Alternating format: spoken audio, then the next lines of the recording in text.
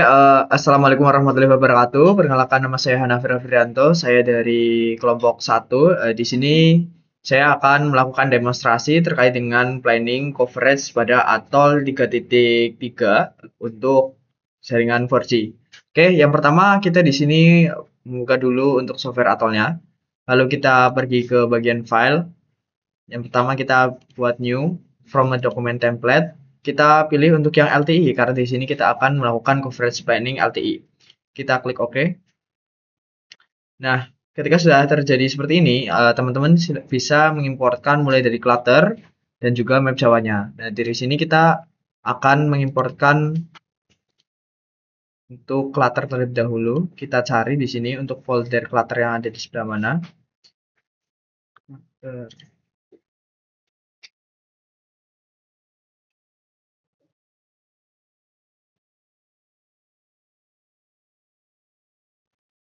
Nah, kita di sini masuk ke bagian height, index, lalu kita open, kita pilih yang altitude. Oke, sudah terbuka seperti ini. Selanjutnya kita lanjutkan import lagi. Import, kita masuk ke bagian folder clutter. Di clutter kita pilih index yang ini. Masukkan, lalu kita pilih untuk clutter classes. Setelah itu, kita masih mengimportkan file, yaitu file yang sama seperti tadi, file clutter. Kita masukkan, lalu dipilih untuk clutter height. Oke, jika sudah terlihat seperti ini, maka yang selanjutnya kita akan mengatur terkait dengan map Pulau Jawa. Nah, yang pertama kita di sini import. Kita pergi ke bagian folder untuk yang Pulau Jawanya, seperti di sini. Terlihat ada folder atau dokumen yang bernama Jalan 1 dan Jalan 2. Di sini kita copy semuanya, lalu kita open. Nah, untuk yang di sini teman-teman bisa langsung aja import. Nah, selanjutnya kita atur untuk apa namanya, zona waktunya. Kita di sini aturnya di bagian dokumen, lalu properties, kita pilih ke koordinat. Nah, di sini teman-teman klik titik 3 pada projection. Di sini teman-teman pilih yang WGS 84. Nah, untuk yang pertama ini karena dari kelompok kami akan melakukan planning di area Cilacap, maka Cilacap itu termasuk di area UTM zone 49S, maka di sini teman-teman bisa memilih UTM zone yang 49S juga. Kita klik OK. Nah, untuk yang di bawah sendiri itu kita pakai yang paling atas yang WGS 84. Lalu kita klik OK. Lalu untuk degree formatnya teman-teman bisa pilih yang minus paling bawah ini. Lalu kita klik OK aja. Nah, setelah sudah seperti ini, teman-teman bisa pergi ke tab Geo. Lalu teman-teman bisa klik online map ini. Kita taruh paling atas, kita seret aja. Kita klik new. Nah, di sini ketika sudah diklik new, maka teman-teman bisa centang mengklik yang segitiga ke bawah ini, lalu teman-teman pilih yang Open Street Map, Standard Map. Lalu klik OK saja. Ketika sudah di OK, maka teman-teman bisa mencentang untuk online map-nya sendiri. Oke. Nah, pastikan laptop atau komputer teman-teman terhubung ke internet ya teman-teman, karena online map ini dia menggunakan jaringan yang perlu dikonekkan ke laptop atau komputer teman-teman.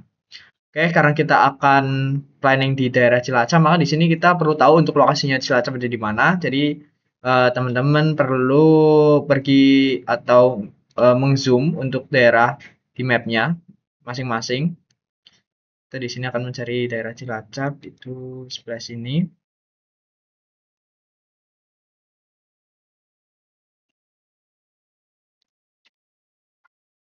Nah, di sini sudah terlihat ini adalah daerah Cilacap. Setelah itu lalu teman-teman bisa klik untuk yang bagian zone, lalu teman-teman pilih klik yang computation zone untuk membuat garis batas wilayah.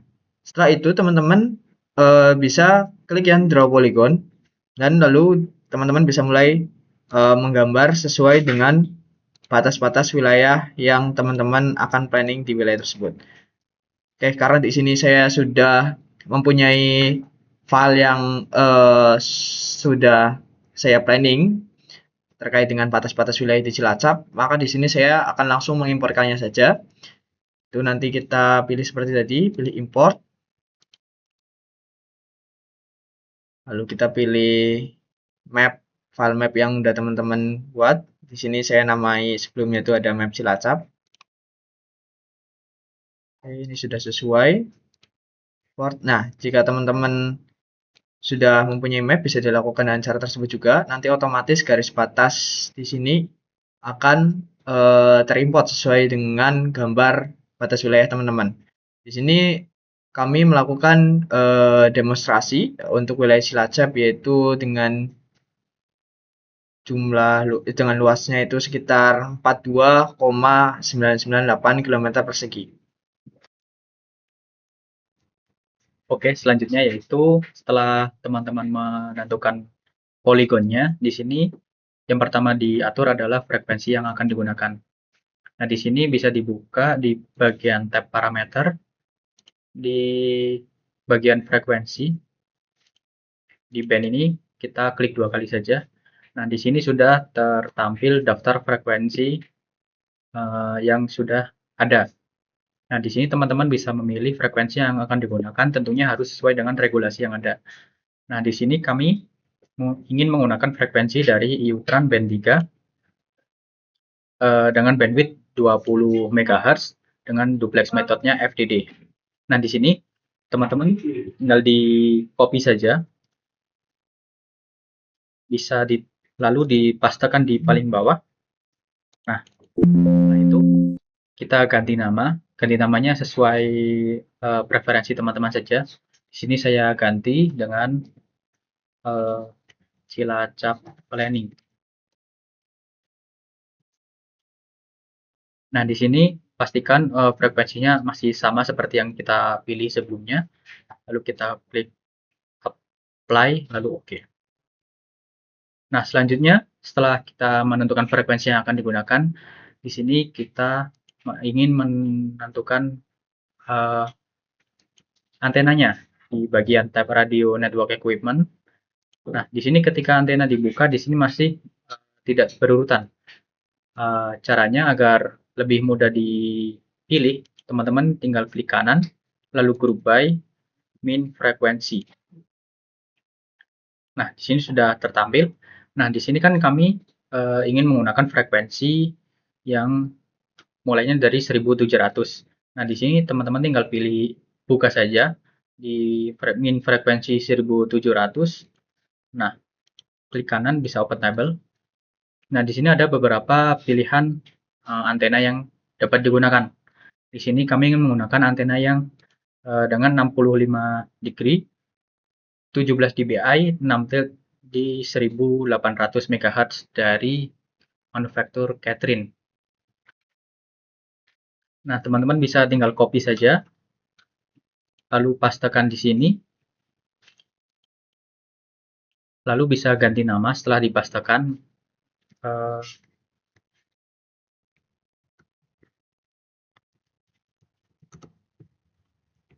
Di sini saya namai antena Cilacap Planning.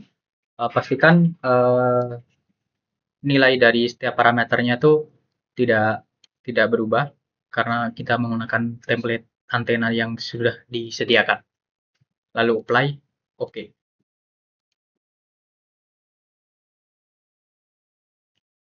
Selanjutnya untuk mengatur smart antena kita perlu mengatur di bagian radio network equipment. Yang pertama kita ke TMA, untuk tower mounted amplifiernya kita atur di sini.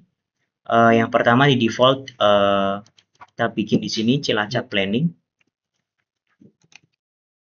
Kemudian untuk parameter yang digunakan di TMA di sini, noise figure yang kita pakai disesuaikan dengan kebutuhan yang akan kita pakai, di mana ada 1,5 dB, 0,5, kemudian reception gain-nya Selanjutnya untuk reception gain-nya kita pakai di sini 12. Kemudian di bagian transmission losses-nya kita pakai 0,5 ya. Kalau sudah bisa di apply, kemudian OK. Nah, setelah membuat parameter TMA, kita juga perlu membuat feedernya. Kalian bisa klik kanan di sini, kemudian open table. Di sini kita pakai parameter untuk namanya tetap Cilacap Planning. Kemudian kita atur untuk loss per length atau loss pada tiap kabelnya itu sekitar. Untuk konektor SMS loss per length dB-nya di sini kita pakai 0,02. Kemudian untuk konektor reception loss-nya itu 0,5 dan connection transmisinya juga 0,5. Kita apply, kemudian OK.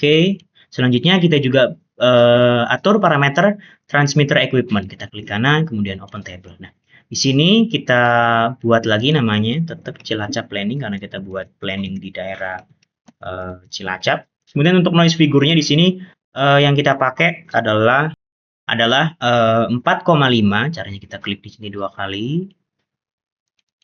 Ya, di sini noise figure-nya 4,5. Kemudian untuk downlink losses-nya dan uplink losses-nya tetap 0 ya, kita apply di sini, kemudian OK.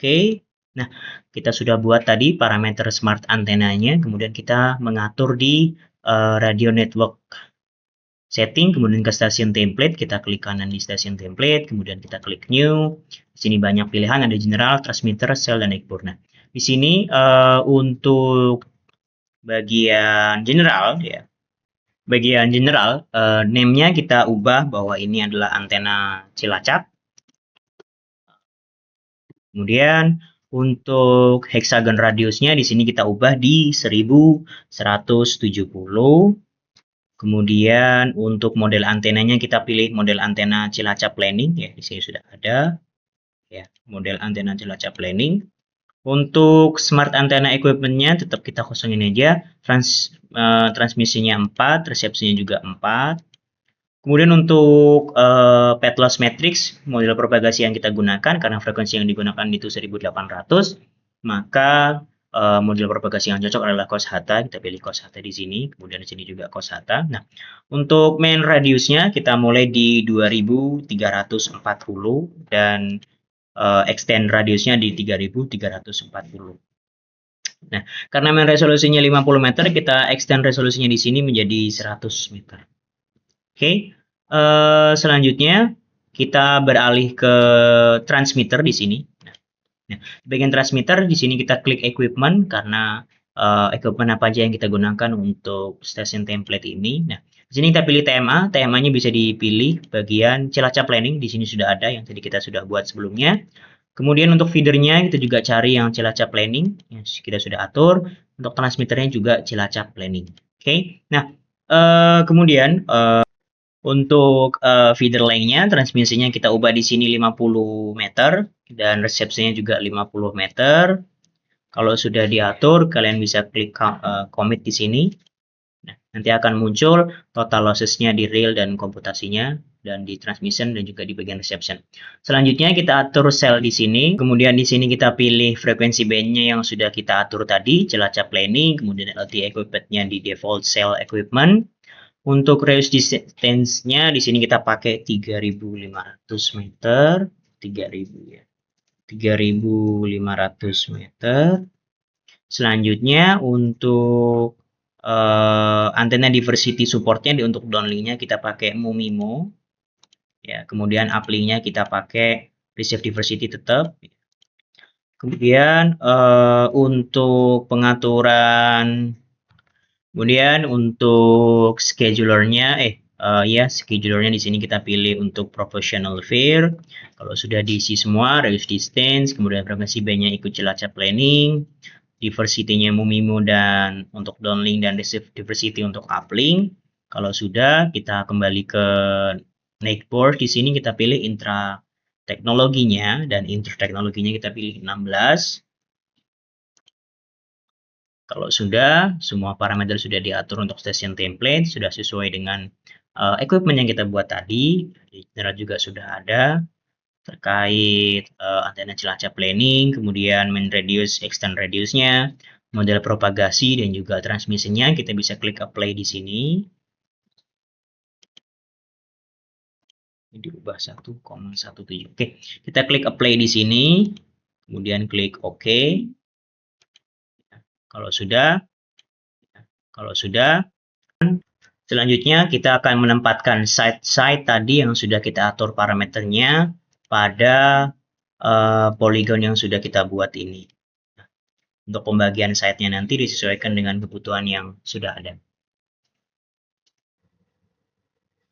Baik, untuk yang selanjutnya yaitu menempatkan site, di mana site ini kita dapat dari rumus matematis atau dari perhitungan, di mana yaitu luas wilayah dibagi dengan luas sel.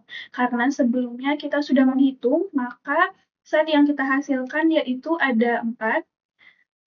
Oke, untuk penempatannya sendiri, kita coba secara random dulu.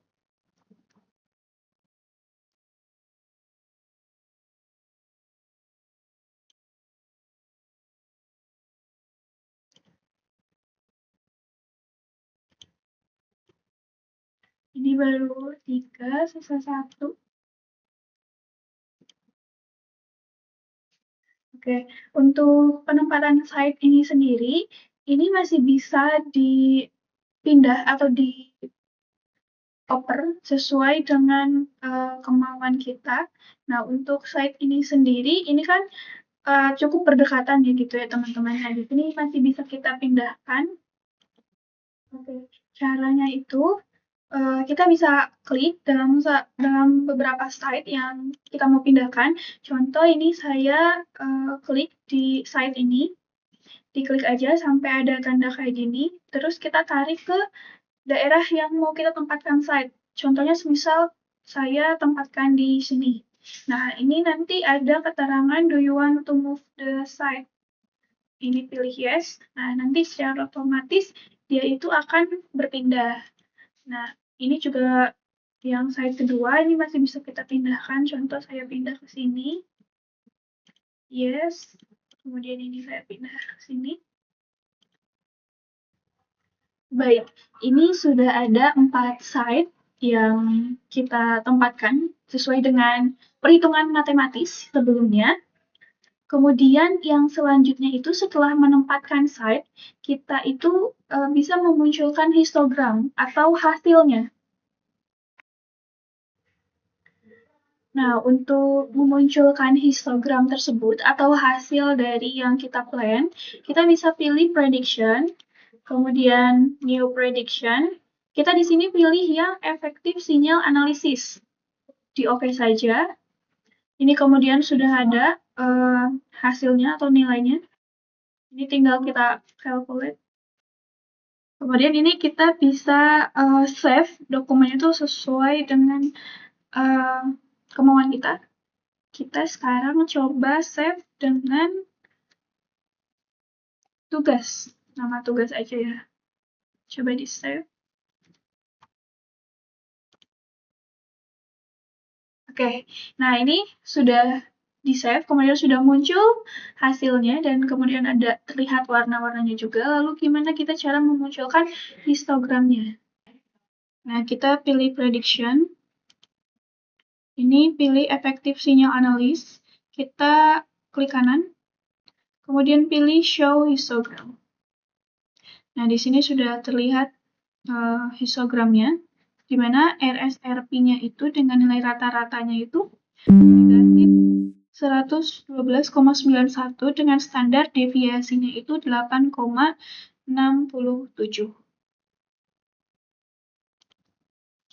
Baik, seperti itu tugas dari kelompok kami. Terima kasih. Wassalamualaikum warahmatullahi wabarakatuh.